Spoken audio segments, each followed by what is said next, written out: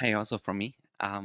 So good to have you all here, and everyone who's on Skype, not Skype, Zoom or YouTube. And here is my kind of like proposal. If you are only watching on YouTube right now, go to the reachnorthyork.com website and click the Zoom link and join on Zoom, because that is also where you can see the presentation, where I have a little bit of something prepared. Nothing special. If you don't want to open that right now, you can also get your Bible and try to find Hosea chapter 11. But before we get to that, so Zoom, also there's a presentation. I have the presentation here. During the worship, the presentation is now running well because I do it, and I'm very distracted with singing and then thinking about, ooh, what am I going to say today? So I'm going to try to be better in my own sermon. But I want to start off with a childhood story. I love to think back into like what happened in my childhood, actually. And to be honest, I'm very bad in remembering things from my childhood. Like so many things are just gone, lost, kind of. But I remember when I was about 8 or 9 years old, I quite often had a friend over and we did homework together, or we were supposed to do homework together. Instead, what we quite often did is we got such rubber bands, like I have one here, and we used them as slingshots. So we took some paper and folded it together, and then we took rubber bands and we had a rubber band war. And it was great because like my parents' house is, it's big enough, and then there's like one area where you have two levels, but they're not really separated, so you can look down from the top and you can also shoot up there. And I was always on the lower one, and I don't know, it was a disadvantage, I think, for our uh, slingshot battles with our rubber bands. But we did that quite a bit, and that's something I remember, and it was fun. I don't know who else did it. Probably you did something similar. Hopefully not in school. I know some people did it. I might have done it as well. I'm sorry to all my teachers. um, but doing it at home was fun. But then sometimes there comes the point where for two 9 or 8 year old boys, it's not enough fun to just battle each other. And you start thinking about, okay, does it actually hurt? And you do experiments. So you say, okay, you're going to stand there just like 6 meters apart. I'm going to try to hit you. And of course, we didn't hit each other. That was too far away. So 3 meters and get closer and closer. And at some point, it's just like okay, give me your arm. And I'm going to do it right on your arm. And you try to like stretch that rubber band as much as you can and try to hurt the other person or yourself even. And it's weird why we did it. But sometimes I try like I feel like we're doing the exact same thing with ourselves every single day. I have kind of like the um, upgraded version here of like a slingshot. That's like the really simple one. I know you can do much better work in making your own slingshot. Um, but sometimes I feel like what I did as a child, like trying, does it actually hurt, is what we often do, like standing there like this and pulling this rubber band back, stretching this slingshot to a point where it might have like so much tension that it must really hurt if it hits us. Um, or something else has to happen because there's so much tension, such a breaking point. You're gonna understand why I'm talking about that as if like it's something that we do to ourselves quite often. But I want to jump into a such a breaking point, facing ourselves like the own face with full power in the story of Israel and God, in this relationship between the people of Israel and the God of the Bible, Yahweh. And we've been talking about this relationship over the last weeks as we were looking um, into some passages of the book of Hosea, the prophet of Hosea, and how he was not only bringing the word of God, but also like living in a way that it showed a lot about how God feels about the people of Israel, this chosen people. And Jörg started off in the first sermon explaining to us what this means, that God has a covenant love for us. So that God is kind of like entering this covenant similar to a marriage because he loves the Israelites so much. And he chooses them not just to say, okay, you're special, I'm gonna only live with you, but to say, okay, I wanna use you in this world to be a light to everyone else. And it actually starts with Abraham, where God says, I want you to be a blessing to everyone else. He actually says, you are gonna be blessed, and you're supposed to be a blessing. And that's what he then does with all the people of Israel to say, I make this covenant with you that I bless you, you're my people, to be a blessing to others. And in chapter 11 in Hosea, this relationship is in a very interesting position, in a very interesting place. Let's head into it right away with the first verses that I described, or I gave them the headline of the covenant love of God. And here God talks, and Hosea writes that down and says in the first verses of chapter 11 in Hosea, when Israel was a child, I loved him. And out of Egypt I called my son. So God is actually talking about Israel as if like they were his son, like adopting them. Again, a covenant love as a father loving his child. That's how God describes his own love for his people. But then he continues in verse 2, the more they were called, the more they went away. They kept sacrificing to the Baals and burning offerings to idols. Yet it was I who taught Ephraim. Ephraim is a different name for Israel, used for the people of Israel. It's actually one of the grandchildren of the person Israel, one of the fathers of the people of Israel. So I taught Ephraim to walk. I took them up by their arms, but they did not know that I healed them. I led them with cords of kindness, with the bands of love, and I became to them as one who eases the yoke of their jaws, and I bent down to them and fed them. God says, I love these people of Israel. I chose them, I adopted them to be my very own people, and I did everything for them. I taught them how to walk.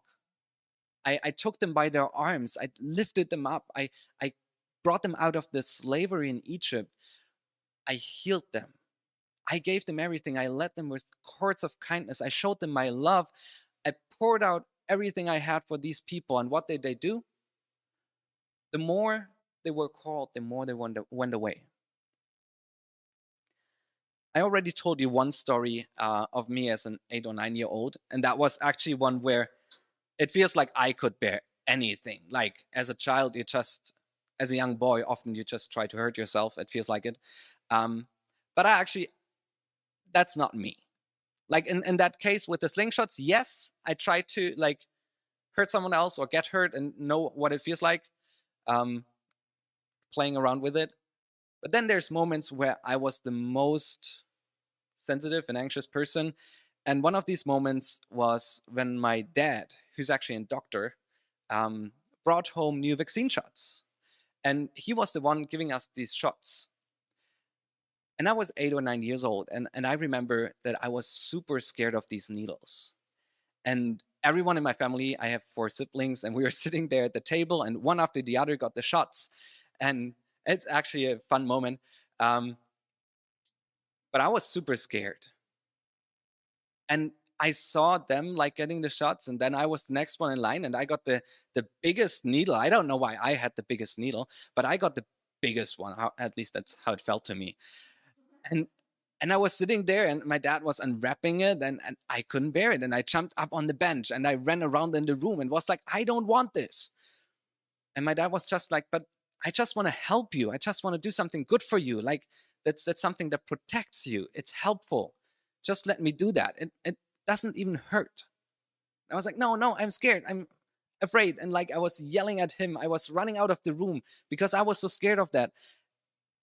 And my dad first like tried to get bring me back, like was yelling my name, shouting my name, trying to convince me to get this shot. And I didn't do it. I was hiding somewhere in the house in the last room.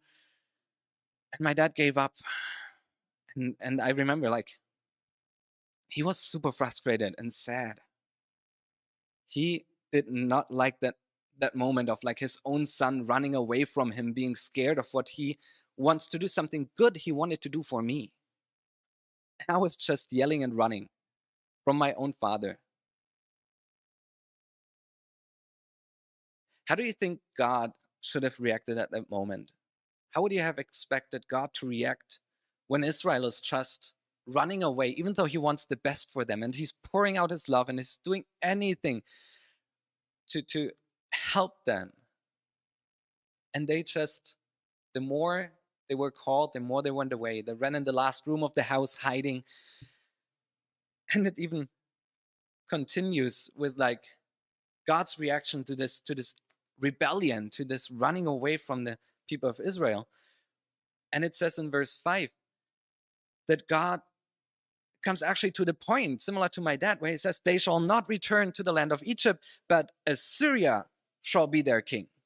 So I don't send them back in that slavery, but there's going to be judgment, a different king who's going to come and rule over them because they have refused to return to me.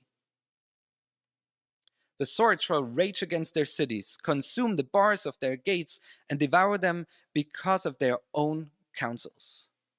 My people were bent on turning away from me, and though they call out to the Most High, he shall not raise them up at all. It seems God came to a point where he says, if they don't want it, they don't get it.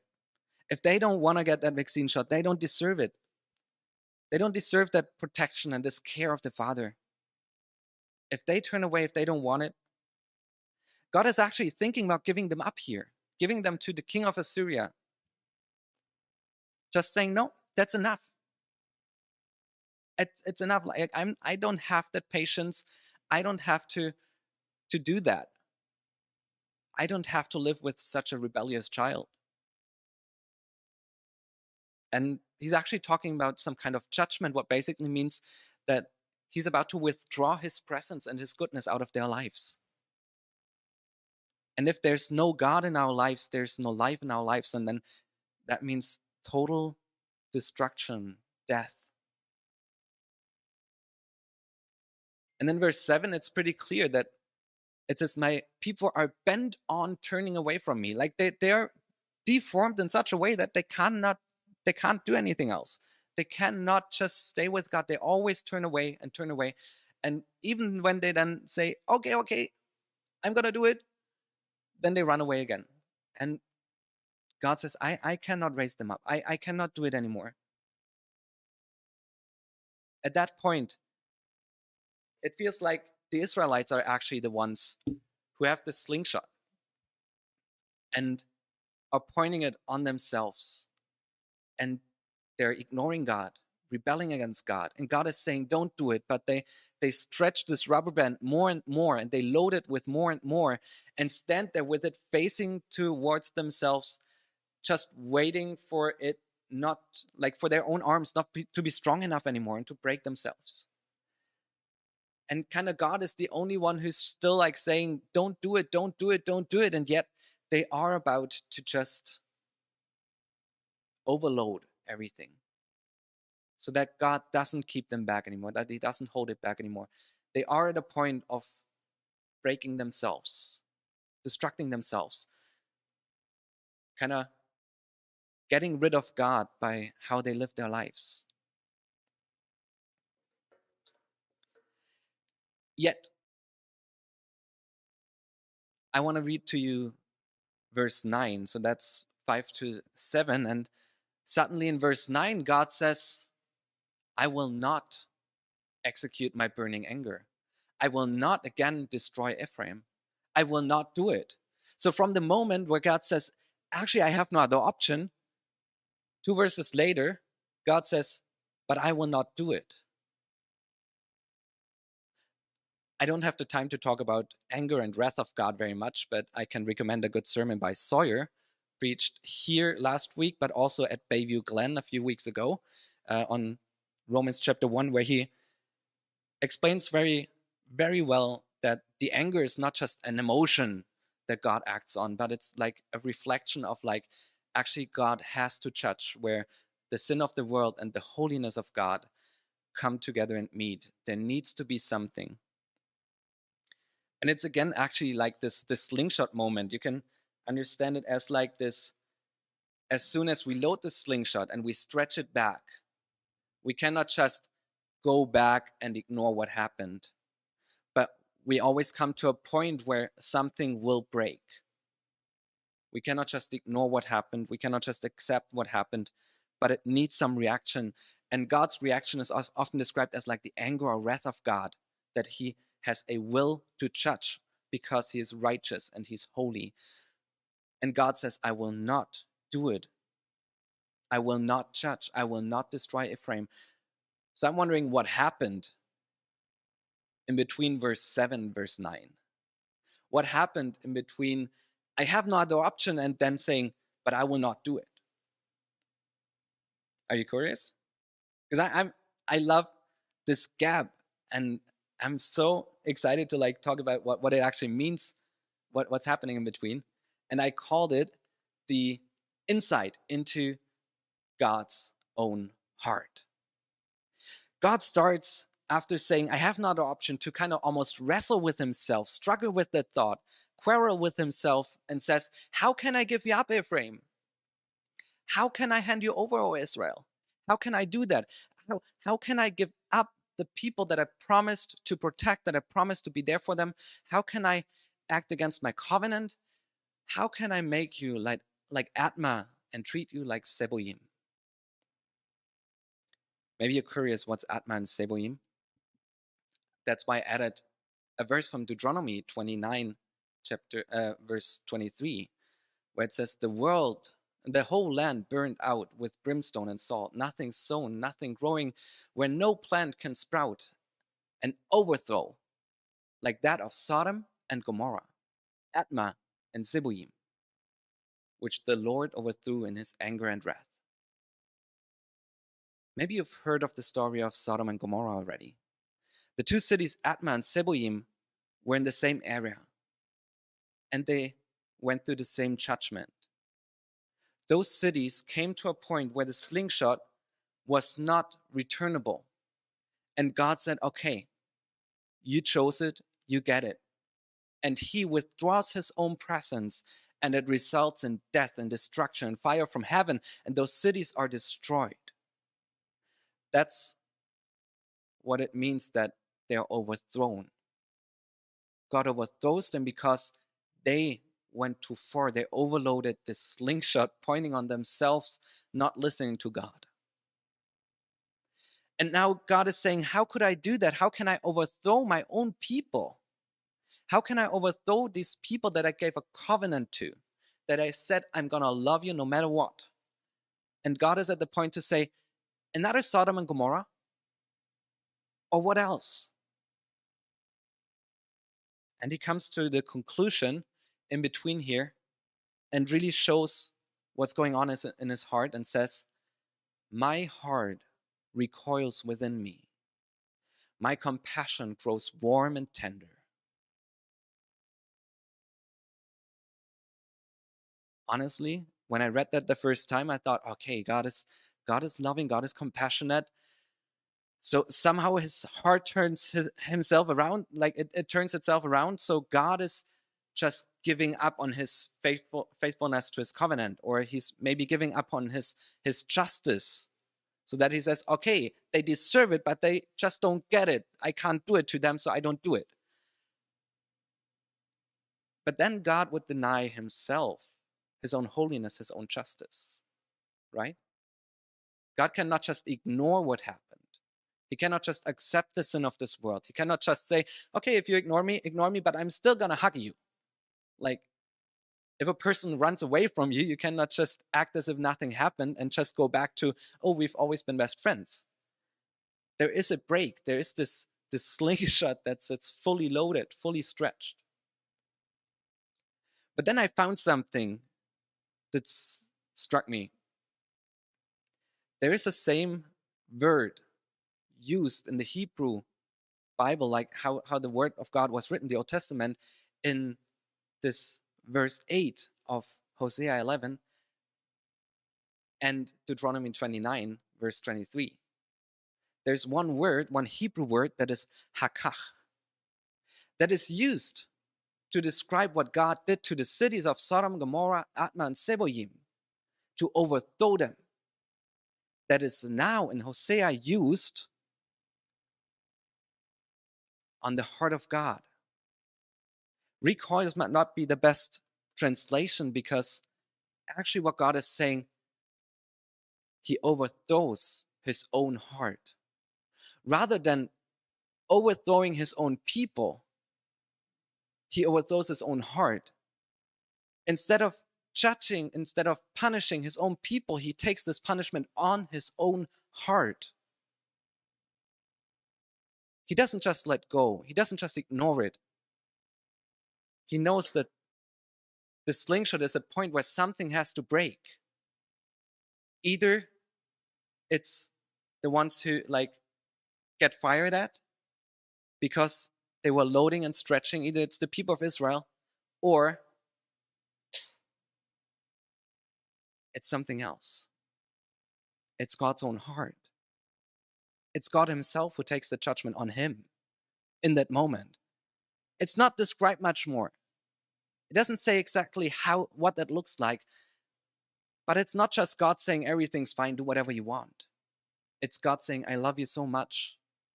I love you so much that I would rather suffer myself than have you suffer to death.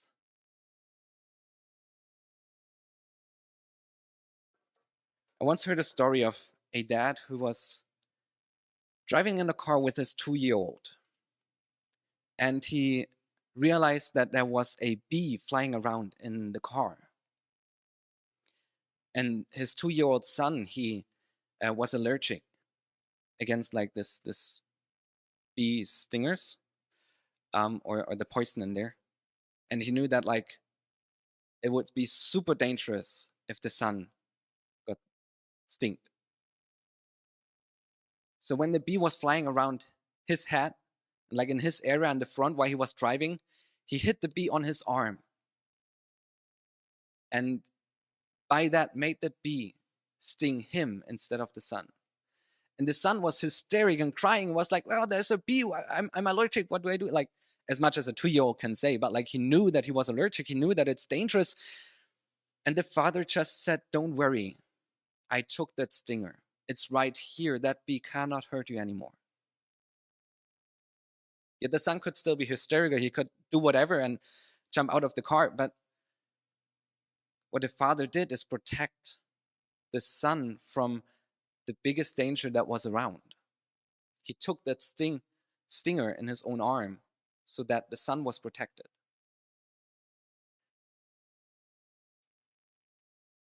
That's kind of what God did to his people here. He says, there is this stinger that will get into someone's skin. There is this slingshot that is stretched and will break something. It will hurt someone. It will destroy someone. There is no way out of it. We cannot ignore it. But God says, then I want to be the one bearing this, suffering through this, taking this judgment instead of you. The people still have the option to run away from God afterwards. But he gives them a new chance by taking their judgment on himself. What do you think the reason for all that is that God is doing that? What do you think the people of Israel did so that God said, okay, yeah, you deserve that. I'm going to take that on me. God explains it in the next verse, verse 9 of chapter 11 in Hosea, where he says, I will not execute my burning anger because I took it now on myself, and it will not execute it against you, Israel. I will not again destroy Ephraim, for I am God and not a man, the Holy One in your midst, and I will not come in wrath. There's no description of the people of Israel being oh so good. There's not even a description of them repenting before God is giving them a new chance, establishes a new way out of all that. There's simply God saying, I'm not a man. I'm not human. I'm not controlled by my emotions, and I'm gonna be super angry emotionally and have to act in that, and I'm gonna like get back to you and I have to punish because I feel like it. He's God. He knows what he's doing. He's acting in a way that it is always fitting his character. He's not gonna act unloving. He's not gonna be unrighteous. He's not gonna just accept sin, but he's always gonna find a way out of it for us by taking it on himself. I am God, not a man, means God is faithful to his covenant. He is righteous and doesn't just let it slip. He is loving and will do anything to give you a new chance. He is God, a God that even when it seems like there's no way out of it, rather takes it on himself. Not because of who I am, but because of who he is. That song, Who Am I, kind of has that nice line. Not because of who we are, but because of who he is. That's the reason why he does it. It's his love. It's his intention. It's his action. And he has taken it on himself. I want to pray and then give us 3 questions to discuss here, but also maybe to think about at home, to search more, to ask someone else. But let me pray first.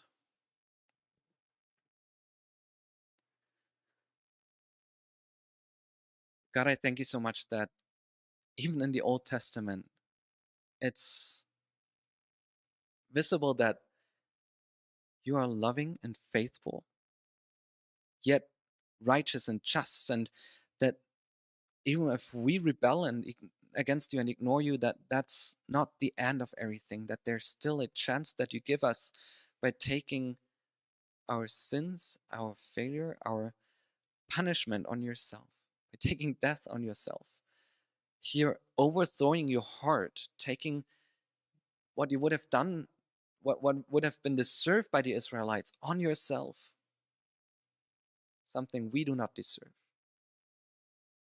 And God, I pray that in our daily lives, that is not just a truth that we've heard or a story that we now know, but that it can be something that we experience day by day, that no weakness, no mistake, nothing we do just throws us out of your grace. But you're still loving and you still want us to return.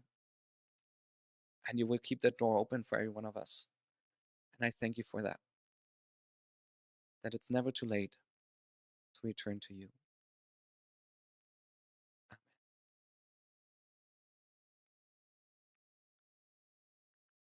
I have 3 questions, and I want to just speak them out here in case you are not in a discussion group later. But also, if you're joining on YouTube, take the chance to go now on Zoom, join on Zoom to join the discussion group. Again, reachnorthyork.com, there's all the links. But here's the 3 questions following up on Hosea 11, what God did there. How do you react when someone treats you badly? How would you expect God to react to people ignoring him and rebelling against him? What would be your expectation there? A second question, how does the story of Hosea 11, what we just heard, repeat itself in the New Testament? That's a little bit a quiz question, but maybe pretty good to talk about or to think about. Where do we see that again in the New Testament? Spoiler alert, Jesus. Third question, do you sometimes have the feeling that you have to do something for God's grace or repay him for what he has done for you? And what does it mean for you that God says, I am merciful because I am God and not a man? What does that mean for you, for your personal everyday life? Let's talk about these questions here in small groups, you online, on Zoom, or at home with whoever's with you. Go deeper into it, talk about it, and make it applicable for your life. Bye, everyone.